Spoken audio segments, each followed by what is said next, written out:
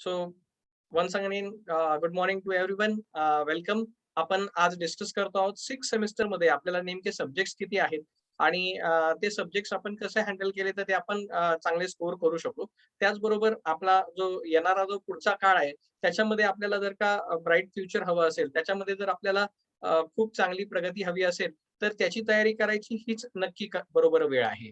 बरोबर? कारण काय झालंय की मागच्या 1 वर्षामध्ये आपला आणि कॉलेजचा संपर्क थोडा कमी झालाय. ऑलमोस्ट सगळ्या कॉलेजेसनीच ऑनलाईन लेक्चर्स घेतलेले आहेत. पण ऑनलाईन लेक्चर्सला सुरुवातीला प्रतिसाद जो मिळाला त्याच्यातनं जे आम्हाला शिक्षकांना लक्षात येतं, ते असं झालं, की बऱ्याचदा मुलं तो व्हिडिओ बंद करून कॅमेरा ऑन ठेवून फिरायला जायची. ओके. आणि एक्झाम पॅटर्न जो आला तोही घरी बसून आला. तो त्याच्यामुळे बऱ्याचशा मुलांनी याच्यामध्ये प्रचंड प्रमाणात कॉपी केली. बरोबर? तर हे सगळं घडतंय, हे सगळ्यांच्या लक्षात येतंय. पण ॲट द एंड जेव्हा आपण कधीतरी विचार करतो, की फ्युचरमध्ये मग काय करणार आपण? ठीक आहे, आता ही वेळ निघाली. एक्झाममध्ये ज्या लोकांनी कॉपी केली झाली. ज्या लोकांनी ओरिजिनली चांगला अभ्यास करून व्यवस्थित काम केलेलं आहे. ओके. तो डेफिनेटली त्याचे रिटर्न्स त्यांना मिळणारच आहे. ठीक आहे. कारण त्यांच्या कष्टाचं फळ त्यांना कधी ना कधी मिळणार आहे. ते ऑन ग्राउंड जेव्हा 2 अशी सेम लोकं समोर येतील, एकाने ज्यांनी पूर्ण कॉपी करून पेपर पास केलेले आहेत, चांगले मार्क पाडलेले आहेत आणि एक ज्यांनी पूर्ण हॉनेस्टली सगळं काम करून मग तो व्यक्ती पुढे आलेला आहे. तर त्याच्या आणि ह्या विद्यार्थ्याच्या लेव्हलमध्ये डेफिनेटली फरक पडणार आहे. मग आता अशी वेळ आलेली आहे, की आता आपण स्वतःहून विचार केला पाहिजे, की आपण काय करायचंय? आपलं भविष्य आपल्या हातात आहे. त्याकरता आपण जर का येणाऱ्या पुढच्या काळामध्ये जर व्यवस्थित मेहनत करून पुढे जायचं ठरवलं, तर that will be really helpful to us. मग या 6 सेमेस्टरला जर स्कोर करायचा असेल, तर नेमकं आपल्याकडे सब्जेक्ट्स किती आहेत आणि या सब्जेक्ट्स मधनं आपल्याला काय-काय मिळणार आहे शिकायला, ते आपण बघूया. नाऊ जर आपण 6 सेमेस्टरचा विचार केला, आय स्कीममध्ये जेव्हा आपण विचार करतोय, तेव्हा 6 सेमेस्टरमध्ये आपल्याला 4 सब्जेक्ट्स एक्स्पेक्टेड आहे या सेमेस्टरमध्ये. ओके. तुमच्या समोर इथे तुम्हाला सिव्हिल इंजिनिअरिंग करता असणारे जे काही सब्जेक्ट्स आहेत, त्यांची लिस्ट दिसतीये. ओके. हे पहिले 4 जे आहेत हे कंपल्सरी सब्जेक्ट आहेत, हे प्रत्येक कॉलेजला आहेच आहेत. ओके. जो कोणी 6 सेमेस्टरमध्ये त्याला हे सब्जेक्ट्स अटेम्प्ट करायचेच आहेत. ओके. दुसरा एक खाली तुम्हाला पार्ट दिसतोय 5 नंबरमध्ये इथे इलेक्टिव्ह 2 असं लिहिलेलं आहे. याच्यामध्ये 1, 2, 3 आणि 4 हे 4 वेगळे-वेगळे प्रकार इथे दिलेले आहेत. हे 4 वेगळ्या-वेगळ्या सब्जेक्ट्सपैकी कुठलाही एक सब्जेक्ट कॉलेजला कॅरी होतो. ओके. मी असं बघितलेलं आहे, की बऱ्याच कॉलेजेसला एस-डब्ल्यू-एम हा कॅरी होतो. ओके. कारण त्याच्या आधी पब्लिक हेल्थ इंजिनिअरिंग झालेला असतो. त्याच्यामुळे याचं मुलांचं कनेक्शन व्यवस्थित होतं आणि बऱ्याच कॉलेजला सॉलिड वेस्ट मॅनेजमेंट हा सब्जेक्ट कॅरी होतो. ओके. काही कॉलेजेसला बिल्डिंग सर्व्हिसेस पण आहे, अर्थक्वेक पण आहे किंवा एडवान्स डिझाइन स्ट्रक्चर्स पण काही कॉलेजेस घेत आहेत. पण depending upon the availability of the staff, त्या स्टाफची अवेलेबिलिटी किती आहे आणि कसं त्यांचा जो काही पुढचा फ्लो आहे त्याच्यानुसार ते लोकं डिसिजन घेतात आणि ते करतात. Okay. But it is all for the good of students. आहे ना. एकच सब्जेक्ट सगळ्यांनी घेतला असता तर मग हे 4 देण्यात काही पॉइंट नव्हता. राइट. सो आपण त्याप्रमाणे आपल्या कॉलेजला जो असेल तो सब्जेक्ट कुठला आहे याची माहिती नक्की ठेवा. ओके. पहिला जो सब्जेक्ट आहे तो आहे तुमचा मॅनेजमेंट. ओके. मॅनेजमेंट सब्जेक्टमध्ये जर तुम्ही बघितलं, तो management subject is always I think core. Okay. मला असं वाटतं की कोर सब्जेक्ट आहे. का? कारण बघा, एक इंजिनिअर म्हणून तुम्हाला साइटवर कुठेही विटकाम करायला जायचं नाहीये किंवा प्लास्टर करायला जायचं नाहीये. Right? You have to manage the things.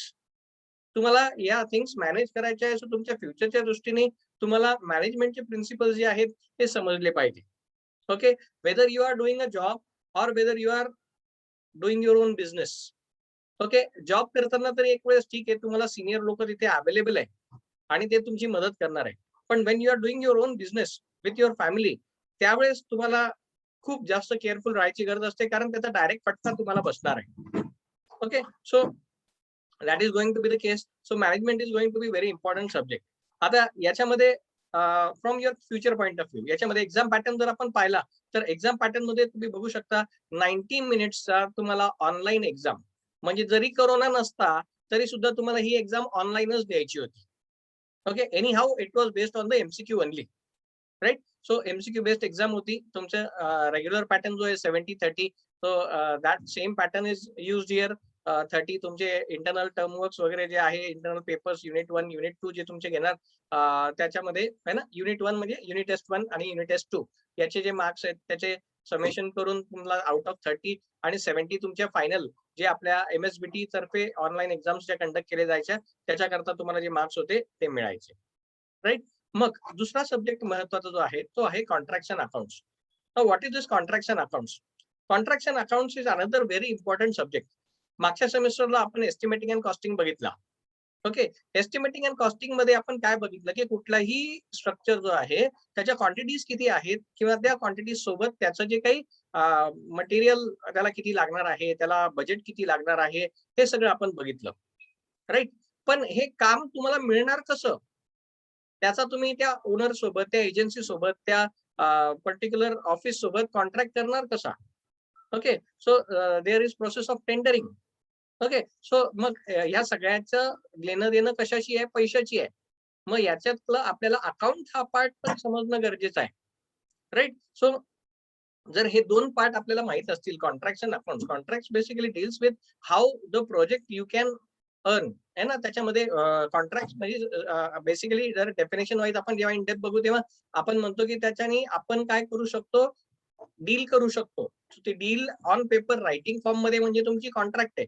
Whereas तुम्हाला जे काम मिळवायचं आहे ते सरकारकडून असेल किंवा प्रायव्हेट एजन्सीकडून असेल किंवा छोटा-मोठा कुठल्या ओनरकडून असेल, तर तुम्हाला त्याचा टेंडर रिसीव्ह होतो. तर ते काय आहे हे सगळं आपल्याला या सगळ्या प्रोसिजर्स काय आहेत पीडब्ल्यूडी मध्ये असतील किंवा इतर काही एमजीपी असेल किंवा सिडको असेल किंवा म्हाडा असेल, या प्रत्येक ठिकाणी काय-काय काम चालतं आणि याची माहिती गोळा करण्याचा हा एक उत्कृष्ट वेळ आहे, हा एक चांगली संधी आहे आणि एक चांगला सब्जेक्ट आहे जो आपण इथे स्टडी करतो. ओके. जर तुम्ही बघितलं तर याच्यामध्ये आपल्याला 3 तासाचा रिटर्न पेपर होता. पण जर हे कोरोनाचं असंच चालू राहिलं, तर आपल्याला ह्यावेळेसही त्याचा जो आहे तो एमसीक्यू पेपर द्यावा लागणार आहे. ओके. सो याच्यामध्ये बेसिकली तुम्हाला 70 मार्काचा तुमचा फायनल एक्झाम, 30 मार्क्सचे इंटरनल आणि 25 मार्क्सची इंटरनल ओरल याच्यामध्ये अपेक्षित आहे. ओके. सो याच्यामध्ये काही प्रॅक्टिकल्स आहेत तुम्हाला, जे प्रॅक्टिकल्स म्हणजे collection of your tender documents असतील, टेंडर नोटीस असतील आणि काही एक्स्ट्रा ते आता तुमच्या सिलेबसमध्ये आहे.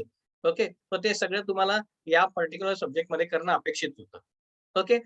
ज्या लोकांकडे कॉलेजला अजून सबमिशनला सुरुवात झालेली नाहीये, आय विल रिक्वेस्ट देम की तुम्ही लोकांनी काय करा, तुम्ही लोकांनी ते आत्तापासून सर्च करायला सुरुवात करा. कारण काय होईल, कारण अचानक एक दिवस असं होईल की तुमचं सबमिशन येईल आणि तुम्हाला 4 दिवसात सगळी फाईल करून द्यायची आहे, अशी जर परिस्थिती निर्माण झाली, तर then it becomes difficult for you. Okay. So be alert. आता ऑलरेडी कॉलेजेस सुरू झालेले आहेत. बऱ्याच कॉलेजेसला हे काम सुरू झालेलं आहे. काही कॉलेजेसचं सबमिशन अर्ध्याच्या वर झालेलं आहे. पण काही मुलं अजूनही हे आराम करत आहेत आणि त्यांना पुढचा धोका दिसत नाहीये. त्या लोकांकरता आपण आजचा हा लेक्चर ठेवलेला आहे. Okay. Now maintenance and repair is another subject which you are going to come across in this semester. या सेमेस्टरमध्ये आपल्याला मेंटेनन्स अँड रिपेअर हा जो सब्जेक्ट आहे, हा सब्जेक्ट पण खूप इम्पोर्टंट सब्जेक्ट आहे. बघा, प्रत्येक जण रोज उठून काही नवीन घर बांधत नाही किंवा नवीन बिल्डिंग बांधत नाही. पण there is a very large scope for maintenance and repair.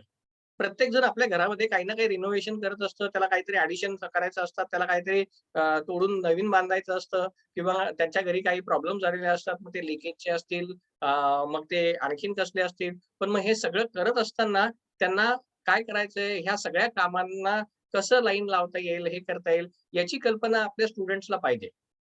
कारण तुम्ही इथून बाहेर पडले लगेच तुम्हाला कोणीतरी म्हणणार नाही, "आओ बच्चा अब तुम सिमिलियर हो गए, चलो सिव्हिल इंजिनियर जाओ ये प्लॉट लो और बांधो बिल्डिंग." कोणी काही तुम्हाला लगेच काम देणार नाहीये. तुम्हाला अनुभव घ्यायचा आहे. मग छोट्या-मोठ्या कामातनं आपण ते काम सुरू करू शकतो. So maintenance end repair is a very good place where you can start with small works, ज्याच्यामध्ये इन्व्हेस्टमेंट कमी आहे, प्लस तुमचा एक इमिडिएट सोर्स ऑफ इन्कम सुरू होतो आणि तुम्हाला अनुभवही वाढत चालतो. ओके. ऑल्दो तुम्ही डिग्री करणार आहेत याची जरी मला कल्पना असली, तरी मी असं म्हणेन की डिप्लोमा झाल्यानंतर तुम्हाला बराच वेळ मिळेल, ज्याच्यामध्ये आपण ही कामं छोटी-मोठी करू शकतो. मग ती किती प्रकारची असतात, कशी असतात, का अशी असतात, काय प्रकार त्याच्यामध्ये केले जातात, अशा किती वेगवेगळ्या प्रोसिजर्स असतील, है ना? या सगळ्या गोष्टींची माहिती आपल्याला या पर्टिक्युलर मेंटेनन्स एंड रिपेअर या सब्जेक्टमध्ये मिळणार आहे. ओके. सो याच्यातही परत तुम्ही जर बघितलं तर 70-30 ॲज रेग्युलर तुमचा जो आहे तोच पॅटर्न आहे. बरोबर. याचाही पेपर अपेक्षित होता. पण नेहमीप्रमाणे जसं मी म्हणतोय, की कोविड जर असं चालू राहिलं, तर आपल्याला याचा एम-सी-क्यू पॅटर्नमध्ये जावं लागेल. ओके.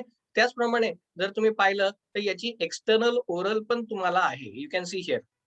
आहे ना? तर तुम्हाला त्याची ओरल पण फेस करायची आहे आणि ओरल फेस करताना तुम्हाला याच्यामध्ये अ, काय कामं जर आपल्याला माहितीच नसेल, काही आपण बघितलंच नसेल, शोधलंच नसेल, तर त्या टाईमवरती काही कळणार पण नाही, की हे नेमकं काय विचारलं जातंय. ओके. मग त्याच्यानंतर एक अजून महत्त्वाचा सब्जेक्ट या सेमेस्टरमध्ये तुम्हाला आहे. तो सब्जेक्ट म्हणजे emerging trends in civil engineering. Okay. आता आपण जर बघितलं तर बऱ्याचदा आपण काही सीनियर लोकांना बोलताना ऐकलं असेल, हे तुम्ही जे पुस्तकात शिकता ना, ते आणि ग्राउंडवरती हे फार वेगळं आहे. ओके. मग आता असं म्हणायची वेळ काय येते? असं म्हणायची वेळ काय येते ते तुम्हाला समजून सांगतो. बघा तुम्हाला सर्व्हेइंग आठवत असेल. जर मला असं वाटतं, की तुमच्यापैकी बऱ्यापैकी लोकांनी कॉलेजमध्ये सर्व्हेइंगचे प्रॅक्टिकल केलेले आहेत. तेव्हा तुम्ही डम्पी लेव्हल डेफिनेटली पाहिलेली आहे. डम्पी लेव्हलवर use for taking the levels. Okay. आणि आता जर तुम्ही ग्राउंडवरती गेलात तर ऑटो लेव्हल किंवा डायरेक्टली टोटल स्टेशनच बऱ्याच आता साइट्सवरती अवेलेबल आहे. ओके. किंवा डिजिटल लेव्हल्स अवेलेबल आहे. आणि आपण जे पाहिलं होतं ते मेकॅनिकल इन्स्ट्रुमेंट पाहिलेले आहेत. तर डेफिनेटली आपण पुढचे हायर इन्स्ट्रुमेंट्स पण पाहिलेले आहेत. पण आपले जे मेजर प्रॅक्टिकल्स होते ते होते डम्पी लेव्हलवर आणि ग्राउंडवर जाऊन करावं लागतंय सगळे टोटल स्टेशनवर. म्हणजे तुम्हाला लक्षात येतंय का काय होतं?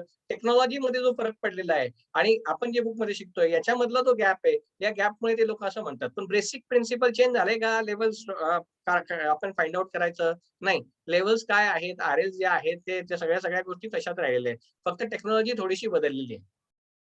मग ही बदलती टेक्नॉलॉजी कशी आहे? काय-काय नवीन घटनाक्रम आज ग्राउंडवरती सुरू आहे? कशाप्रकारे आज नवीन सिव्हिल इंजिनिअर्स काम करतायत? काय-काय त्यांना त्याच्यामध्ये अजून हवं आहे? है ना? या सगळ्या गोष्टींचा आपल्याला एक व्ह्यू यावा. आहे ना? कारण आता तुम्ही जस्ट इमॅजिन तुम्ही 6 महिन्यानंतर डिप्लोमा इंजिनिअर म्हणून बाहेर पडणार आहात. राइट? आणि जर तुम्ही स्वतःकडे बघितलं तर तुम्हाला किती येतंय याचा अंदाज तुम्हाला येईल. ओके. आणि ही घटना घडण्याच्या मागचं रिझन ठीक आहे, मी संपूर्ण 100% दोष तुम्हाला देत नाहीये. मी सांगण्याचा प्रयत्न असा करतोय, की कोरोनामुळे म्हणा किंवा ह्याच्यामुळे म्हणा, आपली जी कॉलेजची लिंक तुटली, आहे ना? जो एक अभ्यास करण्याचा जो फ्लो होता, त्याच्यामध्ये जो ब्रेक झाला, ओके. तो त्याच्यामुळे काय झालं, त्याच्यामुळे हे सगळा बदल झालेला आहे. मग आता आपल्याला काय करायचंय? आपल्याला ह्या सगळ्या गोष्टी शिकून आपल्याला स्वतःला चांगलं सक्षम बनवायचंय. राइट? नाऊ पुढे काय आहे? पुढे याच्यामध्ये पण जर पाहिलं तर 70 मार्क्सची ऑनलाईन एक्झामच होती. म्हणजे कोरोना असता किंवा नसता याची ऑनलाईनच एक्झाम होणार होती. म्हणजे we have to get prepared for that. Okay. So असे एकूण 4 सब्जेक्ट आहे. त्या 4 पैकी 2 वॉज ऑलरेडी डिसायडेड की ते ऑनलाईनच होणार आहे. आणि 2 सब्जेक्ट असे आहेत की जे थिअरी होणार होते, पण तेही आता ऑनलाईन होऊ शकतात जर कधी कोरोनानी थोडासा आवर्त घेतलं नाही तर. ओके. मग त्याच्यानंतर पुढचे जे आहेत ते डिपेंडिंग अपॉन युअर कॉलेज तुमच्या कॉलेजला काय सुटेबल सब्जेक्ट आहे त्याच्यानुसार ते निवडले जातील आणि त्यामध्ये सुद्धा जर आपण पाहिलं तर सॉलिड वेस्ट मॅनेजमेंट हा बऱ्याच कॉलेजला घेतला जातो. Okay. It is an overall survey. मी जे काही 5, 6, 7, 8 कॉलेज माझ्या ओळखीचे आहेत त्याच्यामध्ये इथे सगळ्यात जास्त पाहिला गेलेला सब्जेक्ट आहे. ओके. तुमच्या एरियामध्ये आणि तुमच्या ठिकाणी जर वेगळे घेत असतील तर इट इज ओके. म्हणजे इट इज नॉट ऑब्जेक्शनेबल म्हणजे असं काही नाही. मी जे पाहिलं तो अनुभव माझा तुमच्यासोबत शेअर करतोय. ओके. मग त्याच्यानंतर जर तुम्ही पाहिलं तर कॅप्स्टन प्रोजेक्ट हा एक महत्त्वाचा भाग तुम्हाला या सेमेस्टरला करायचा असतो. ओके. याच्यामध्ये जर तुम्ही पाहिलं तर एक्झाम नाहीये. पण तुम्हाला 50 मार्काचा टर्मवर्क आणि 50 मार्काची ओरल असे तुम्हाला 100 मार्क इथे परफॉर्म करायचे. ओके. बऱ्याचदा बऱ्याच कॉलेजला ते मुलांना ब्लॅक बुक म्हणायची सवय असते. पण त्याला आपण बेसिकली रिपोर्ट असं म्हटलं पाहिजे किंवा प्रोजेक्ट रिपोर्ट असं म्हटलं पाहिजे ब्लॅक बुकपेक्षा. ओके. असं एक आमचं मत आहे. हां. तर आता हे जे काही रिपोर्ट आपण तयार करतो, या रिपोर्ट करता मागच्या सेमेस्टरला ऑलरेडी याचा अर्धा पार्ट झालेला आहे. ओके. आणि आता तो पुढे कंटिन्यू करतो आपण आणि मागच्या सेमेस्टरला आपण जो रिपोर्ट सबमिट केलेला आहे, त्याच्या पुढचा पार्ट आपण इथे कंटिन्यू करत असतो. ओके. तो कॅप्स्टोन प्रोजेक्टमध्ये तो मागच्या जो टॉपिक आपल्या गाईड जे असतील कॉलेजला त्यांच्याकडनं जो सँक्शन झालेला आहे, तिथून पुढे आपण काम सुरू करतो. या सेमेस्टरला असं अपेक्षित आहे, जर समजा एक्झाम्पल म्हणून कोणी काँक्रीटचा जर प्रोजेक्ट करत असेल, तर काँक्रीटमध्ये त्याची क्यूब बनवून त्याचं टेस्टिंग होऊन त्याचे रिपोर्ट्स त्यांना या रिपोर्टमध्ये प्रोजेक्ट रिपोर्टमध्ये सबमिट करायचे आहेत. आणि त्याच्या बेसिसवरती कन्क्लुजन द्यायचंय. जर कोणी एखाद्या प्लास्टरिंगच्या ह्याच्यावर, वॉटरप्रूफिंगच्या ह्याच्यावर किंवा काही वॉटर ट्रीटमेंट डिझाईन प्लांट असेल किंवा सिवेज ट्रीटमेंट प्लांटचा डिझाईन असेल किंवा असे नंबर ऑफ टॉपिक्स त्यांनी दिलेले आहेत आणि त्या टॉपिक्स वरती जे कोणी काम करताय त्या टॉपिकचं काम आपण आतापासून सुरू केलं पाहिजे. का? कारण ऍट द एंड मग तुम्ही अभ्यास करणार की प्रोजेक्ट रिपोर्ट तयार करणार. ओके. आणि हा तुम्ही तुमच्या गाईड्स सोबत डिस्कशन्स करून हे प्रोजेक्ट जे आहेत हे दाखवून त्यांच्यामध्ये काय कमी जास्त आहे ते करून ऍडिशन सबस्ट्रॅक्शन करून त्या एडिट करून फायनल रिपोर्ट तुम्ही पीडीएफ तयार करून ठेवा. Okay. When you will need to do submission फक्त त्या पीडीएफ ची प्रिंटआउट घ्यायची आणि ती कॉलेजला सबमिट करायची, एवढंच काम बाकी ठेवा. ओके. सो आता तुमच्याकडे तो गोल्डन चान्स आहे. So you can do it. Okay. काही मुलांना ऑलरेडी काही डाऊट्स होते, तर ते डाऊट्स मी ऑनलाईन त्यांचे क्लिअर केलेले आहेत. काही लोक माझ्यासोबत डिस्कशन करून सुद्धा प्रोजेक्ट करता आहेत. ओके. सो इन केस तुमच्यापैकी कोणालाही काही डाऊट्स असेल तर आपण डेफिनेटली त्याच्यावरती काम करूया. त्याच्यावरती मी तुमची थोडीफार जी काही मदत करू शकतो ती निश्चित करीन. ओके. मग त्याच्यानंतर पुढचे जे 2 आहेत ते आहे कन्स्ट्रक्शन मॅनेजमेंट आणि एंटरप्रेन्योरशिप डेव्हलपमेंट. ओके. आता हा म्हणजे असा विषय आहे की याच्यावरती एक सेमिस्टर बोललं तरी कमी आहे. बघा मी तुम्हाला एक गोष्ट समजून सांगतो. आपल्या इथे मार्किंग स्कीम मध्ये याला फक्त टर्म वर्क मध्ये कन्स्ट्रक्शन मॅनेजमेंटला 25 मार्क आणि एंटरप्रेन्योरशिप डेव्हलपमेंटला 50 मार्क एवढे ठेवलेले आहेत. पण जेव्हा की मी म्हणतो की हे ऍक्च्युली 500 मार्काचे सब्जेक्ट आहे. कोणाच्या दृष्टीने? तुमच्या आयुष्याच्या दृष्टीने. आपली टीचिंग स्कीम आपल्याला फक्त सर्टिफिकेट वाला माणूस बनवते म्हणून मी दोष देत नाहीये. जे काही घडलंय ते परंपरेनुसार घडलेलं आहे. पण तुम्हाला त्या ज्या सर्टिफिकेटमध्ये जे सब्जेक्ट्सचे तुम्ही अभ्यास करता आहे, ते तुम्ही डेफिनेटली तुम्हाला ते ज्ञान लागणार आहे. त्यात काहीच शंका नाही. पण हे सगळं अप्लाय कसं करायचं?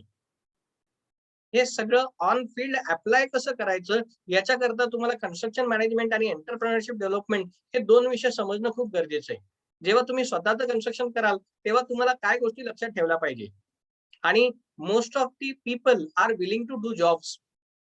त्या मेंटॅलिटीनं बाहेर येऊन आपल्याला कोणीतरी एंटरप्रेन्योर व्हायला गरजेची आहे आणि जे एंटरप्रेन्योरशिप डेव्हलपमेंट जे आहे हे तुम्हाला तेच शिकवणार आहे. आणि once you get through it तुम्हाला आयडिया येईल की it is always better to be an entrepreneur then to become an employee.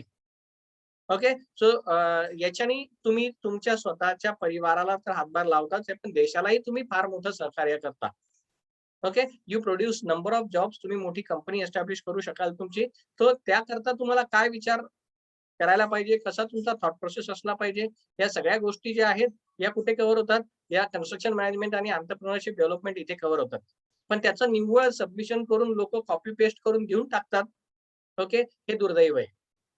College सुरू असताना मी पाहिलेलं आहे बऱ्याच कॉलेजेसनी उत्तम प्रोग्राम घेतलेले आहेत आणि मुलांच्या चांगल्यासाठी त्यांनी ते ऑनलाईन खूप सुंदर घडवून आणलेले आहेत. ओके. पण तरी सुद्धा आज या सगळ्या बदललेल्या वातावरणात ते जसं जास्तीत जास्त चांगलं शक्य होईल तसं प्रत्येक इन्स्टिट्यूट करण्याचा प्रयत्न डेफिनेटली करते आहे. Okay. And that will B for your benefit only. Okay. So जर काही कुठून मिस होत असेल तर तुम्ही डेफिनेटली ते तुमच्या एंडला सगळं सिलेबस बघून रीड करा, ती माहिती गोळा करा. ओके. अदर वे राउंड आमच्या साइडनी आम्ही जेवढं जास्त देऊ शकतोय ते न्यू इंजिनिअरिंग मास्टरीकडनं तुम्हाला मिळतच राहणार आहे. ओके. नाव याच्यामध्ये बाकीचे सब्जेक्ट्स बद्दल जर आपण पाहिलं तर तुम्हाला हे सगळे मेजर सब्जेक्ट्स आहेत आणि या पद्धतीने याच्यामध्ये पुढे जायचंय. ओके. प्रत्येक सब्जेक्टला इक्वल तुम्हाला वेटेज द्यायचंय. टोटल सेमिस्टर तुमचं 900 मार्क्स आहे. तुम्ही इथे बघू शकता. ओके. 900 मार्क्स. याच्यापैकी तुमचे टर्म वर्क 400 मार्क्सचे आहेत. ओव्हरऑलचे तुमचे 200 मार्क्स आहे. ओके. पेपर थ्रू तुम्हाला 500 मार्क्स मिळणार होते. ओके. तो अशी ह्या सगळ्यांची टोटल जी आहे ही टोटल इथे टर्म वर्क, ओरल, प्रॅक्टिकल आणि याच्यामध्ये थिअरी याचे तुमचे 900 ची टोटल आहे. So accordingly get the work distributed and distribute your time. बऱ्याचदा काय होतं, आता मुलांना प्रोजेक्ट रिपोर्ट करणं हा खूप आवडतो. हा आवडतीचा प्रकार असतो. आवडायला पण पाहिजे. ओके. मग तो आहे 100 मार्काचा. ओके. आणि त्याला पूर्ण सेमिस्टरभर मुलं वेळ देऊन काम करत बसतात. ओके. मग बाकीचे 800 मार्काचा अभ्यास कोणी करायचा? Getting the point. So divide your time wisely. आता तुमचे कॉलेजचे ऑनलाईन लेक्चर्स चालू असतील, पण त्याच्यानंतर तुमचा वेळ तुम्ही योग्य रीतीने डिव्हाइड करा. प्रत्येक सब्जेक्टसाठी योग्य तो टाइम द्या. ओके. दिवसाला आपण जर मिनिमम 2 तास वेळ दिला आजपासून जरी, ओके. आजची तारीख आहे 16 एप्रिल. आपण आजपासून जरी अभ्यासाला सुरुवात केली, तरी परीक्षेपर्यंत तुमचा सगळा सिलेबस एकदम उत्तमरित्या पूर्ण होऊन तुम्ही एकदम छान मार्कांनी विथ फ्लाइंग कलर्स पास व्हाल. ओके. So that's all. मला तुम्हाला जे काही सांगायचं होतं या सब्जेक्ट्समध्ये किंवा या सब्जेक्ट्सचा इम्पोर्टन्स तो मी माझ्या साइडनी सांगितलेला आहे. या पर्टिक्युलर याच्यामध्ये स्कोर कसं करायचं जर समजून घ्यायचं असेल, तर त्याला एक सिंपल टेक्निक आहे. रोज 1 ते 2 चॅप्टर्स तुम्हाला जस्ट स्टोरी बुक सारखे वाचून काढायचे. ओके. कारण जर तुमची एम-सी-क्यू एक्झाम होणार आहे, तर तुम्हाला पाठांतराने, खूप याच्याने खूप काही मिळणार नाहीये. पण तुम्हाला त्या कन्सेप्ट समजून घ्यायच्या आहेत आणि त्या सगळ्या कन्सेप्ट समजून घेताना तुम्ही अ, अजून चांगल्यात चांगलं काम करू शकाल. ओके. तुम्ही स्टोरी बुक सारखं 2 ते 3 वेळा वाचा. त्यातनं तुम्हाला बऱ्यापैकी लक्षात येईल आणि जे काही डाउट्स आहेत ते ॲज युजुअल मी नेहमी जसं म्हणतो, की तुमचे जे काही डाउट्स आहेत फ्री टू आस्क. आपण सगळ्या मुलांचे डाउट्स एक संडे ठेवून त्या संडेमध्ये सगळ्यांचे डाउट्स क्लिअर करत राहू. Okay. So that will B absolutely free of cost. Saturday पर्यंत मला जे काही डाउट्स मिळतील, तो संडेला आपण असा एक लेक्चर ठेवत जाऊ. त्याच्यामध्ये तुमचे डाउट्स जे कुठे तुमचे नाही क्लिअर झाले, ते सगळे डाउट्स आपण त्या एका तासामध्ये आपण क्लिअर करत जाऊ. आता एकच तास का ठेवतोय? कारण महत्त्वाचे डाउट आहेत तेच विचारा. आहे ना? मग मला डाउट आहे सर, मला पुस्तक नाही समजलं. एकदा पुस्तक वाचून सांगता का? असं नाही डाउट क्लिअर होणार. You will have to do something. तुमच्या कॉलेजमधले लेक्चर्स चालू आहेत आणि त्याच्यानंतर माझ्या साइडनी जी मदत होऊ शकेल सगळ्या विद्यार्थ्यांना, ती मी डेफिनेटली करणार आहे. Okay. So that's all for my side. तुम्हाला जर काही डाउट्स असतील, तर ते तुम्ही नक्की विचारू शकता. ओके. आणखीन काही डाउट्स नसतील तर आपल्या जो ॲप आहे, आपलं न्यू इंजिनिअरिंग मास्टरी जे ॲप आहे, या ॲपमध्ये आता येत्या 4-8 दिवसामध्ये तुमचे नवीन कोर्सेस लॉन्च होतील, ज्याच्यामध्ये तुमचे जे सब्जेक्ट्स आहेत, त्या सब्जेक्ट्सचे काही लेक्चर्स पण आपण त्याच्यामध्ये इंट्रोड्यूस करतो आहे. एम-सी-क्यूज ऑलरेडी बऱ्यापैकी त्याच्यात आपण अवेलेबल करून दिलेले आहे. तर तुमच्या subject related chapter wise MCQs आपण त्याच्यामध्ये ठेवलेले आहेत. So that also you can purchase and start solving. एम-सी-क्यूची प्रॅक्टिस तुमची त्याच्यातनं होते, अभ्यासाची प्रॅक्टिस त्याच्यातनं तुमची होते आणि मग डेफिनेटली तुम्हाला त्याची मदतही होते. Okay. So if you have any doubt you can ask.